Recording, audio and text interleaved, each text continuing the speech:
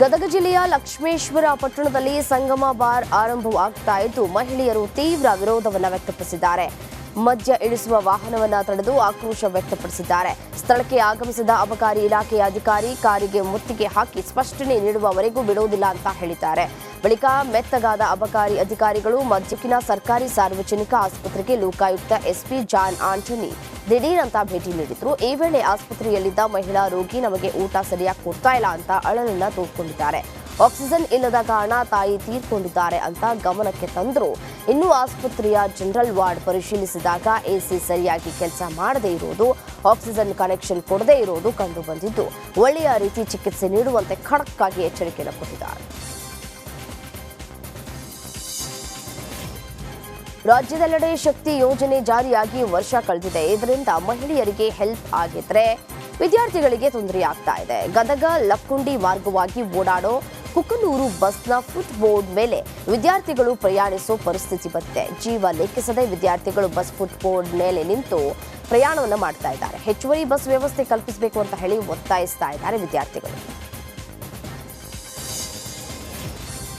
ವಿಜಯನಗರದಲ್ಲಿ motor cab ಮತ್ತು maxi ಕ್ಯಾಬ್ಗಳಿಗೆ panic button ಅಳವಡಿಕೆ ಆದೇಶ ವಾಪಸ್ ಪಡೆಯಬೇಕು ಅಂತ ಹೇಳಿ ಚಾಲಕರು ಒತ್ತಾಯಿಸಿದ್ದಾರೆ. ಹೊಸಪೇಟೆಯ ಸಣ್ಣಕ್ಕಿ ವೀರಭದ್ರೇಶ್ವರ ದೇಗುಲದಿಂದ ಪ್ರಾದೇಶಿಕ ಸಾರಿಗೆ ಇಲಾಖೆ ಅಧಿಕಾರಿಗಳ ಕಚೇರಿಯವರೆಗೆ ಪ್ರತಿಭಟನಾ ಮೆರವಣಿಗೆಯನ್ನು ನಡೆಸಿದ್ದಾರೆ. ಪ್ಯಾನಿಕ್ ಬಟನ್ ಅಳವಡಿಕೆಗೆ ಡೀಲರ್ಗಳು ಒಂದೊಂದು ರೀತಿಯಲ್ಲಿ ದರ ನಿಗದಿ ಮಾಡ್ತಾ ಇದ್ದು ಆದೇಶ ವಾಪಸ್ಗೆ ಮನವಿ ಸಲ್ಲಿಸಿದ್ದಾರೆ. ಮೈಸೂರಿನ ವರ್ಣನಾಡ ಕಚೇರಿಗೆ ಡಾಕ್ಟರ್ ಕೆವಿ ರಾಜೇಂದ್ರ ದಿಢೀರ್ ಭೇಟಿ ನೀಡಿದ್ದಾರೆ. ಹಲವು ಕಡತಗಳನ್ನು ಪರಿಶೀಲಿಸಿದ್ದು ಪಹಣಿ, ಆಧಾರ್ ತಿದ್ದುಪಡಿ, ನೋಂದಣಿ ಸಂಬಂಧ ಕಂದಾಯ ಅಧಿಕಾರಿ ಹಾಗೂ ಗ್ರಾಮ ಲೆಕ್ಕಾಧಿಕಾರಿಗಳು ಸರಿಯಾಗಿ ಕೆಲಸ ನಿರ್ವಹಿಸಬೇಕು. ನಡಿ ಈಗ ಶುರು ಮಾಡೋಣ. ಕೇಸರಿಯಿಂದ ಮನೋಲ್ಲಾಸ ಮನಸ್ಸು ಮತ್ತೇರಿ ಕುಣಿದಾಡಿದೆ ನೋಡು, ಮನಸ್ಸು ಮತ್ತೇರಿ ಕುಣಿದಾಡಿದೆ ನೋಡು. ಕ್ಷಣ ಕ್ಷಣವೂ ಆಚರಿಸಿ ಕೇಸರಿ ಹಬ್ಬ.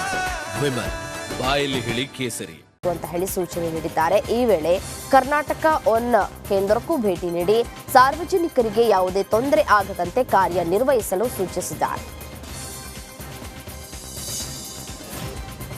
ವಿಜಯನಗರ ಸರ್ಕಾರಿ ಶಾಲೆಗಳಲ್ಲಿ ಎಲ್ಕೆಜಿ, ಯುಕೆಜಿ ಪ್ರಾರಂಭ ಮಾಡುವುದನ್ನು ವಿರೋಧಿಸಿ ಅಂಗನವಾಡಿ ಕಾರ್ಯಕರ್ತೆಯರು ಧರಣಿ ಮಾಡಿದ್ದಾರೆ. ವಿಜಯನಗರ ಕ್ಷೇತ್ರದ ಕಾಂಗ್ರೆಸ್ ಶಾಸಕ ಗವಿಯಪ್ಪ ಮನೆ ಎದುರು ಅಂಗನವಾಡಿ ಕಾರ್ಯಕರ್ತೆಯರು ಧರಣಿಯನ್ನ ಮಾಡಿದ್ರು. ಅಂಗನವಾಡಿಗಳಲ್ಲಿ ಮಕ್ಕಳ ಸಂಖ್ಯೆ ಕಡಿಮೆಯಾಗ್ತಾ ಇದೆ. ಇನ್ನು ಸರ್ಕಾರಿ ಶಾಲೆಗಳಲ್ಲಿ ಎಲ್ಕೆಜಿ, ಯುಕೆಜಿ ಪ್ರಾರಂಭ ಮಾಡೋದು ಸರಿ ಇಲ್ಲ ಅಂತ ಒತ್ತಾಯಿಸಿದ್ದಾರೆ.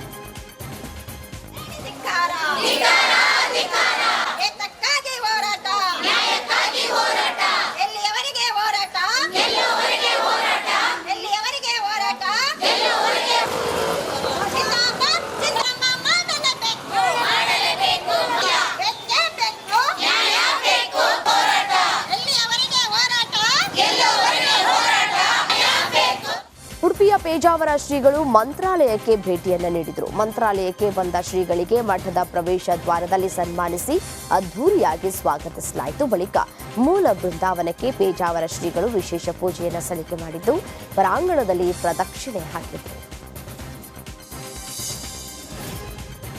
ಕಲಬುರಗಿ ಜಿಲ್ಲೆಯಾದ್ಯಂತ ಧಾರಾಕಾರ ಮಳೆಯಾಗಿದೆ. ಬಿರುಗಾಳಿ ಸಹಿತ ಭಾರೀ ಮಳೆಯಾಗಿದ್ದು ನಗರದಲ್ಲಿ ಬಹುತೇಕ ರಸ್ತೆಗಳು ಜಲಾವೃತವಾಗಿ ವಾಹನ ಸವಾರರು ಪರದಾಡುವಂತಾಯಿತು.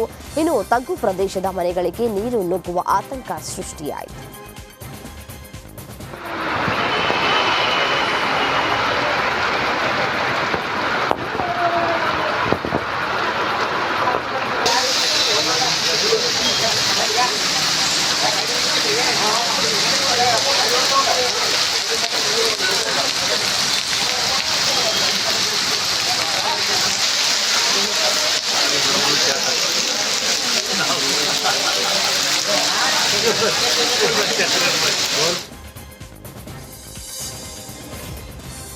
ರಾಜ್ಯದೆಲ್ಲೆಡೆ ದಿನದಿಂದ ದಿನಕ್ಕೆ ಮುಂಗಾರು ಮಳೆ ಹೆಚ್ಚಾಗ್ತಾ ಇದೆ. ಜೂನ್ ಆರಂಭದಲ್ಲೇ ವಾಡಿಕೆಗಿಂತ 62% ಮಳೆಯಾಗಿದೆ ಅಂತ ಹವಾಮಾನ ಇಲಾಖೆ ಮಾಹಿತಿ ನೀಡಿದೆ.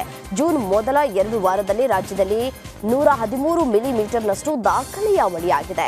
ಕಳೆದ ವರ್ಷ ಈ ಅವಧಿಯಲ್ಲಿ ಅಷ್ಟು ಮಳೆಯಾಗಿರಲಿಲ್ಲ. ಆದರೆ ಈ ಬಾರಿ 62% ರಷ್ಟು ಏರಿಕೆಯಾಗಿದೆ ಅಂತ ಮಾಹಿತಿಯನ್ನು ನೀಡಿದ್ದಾರೆ.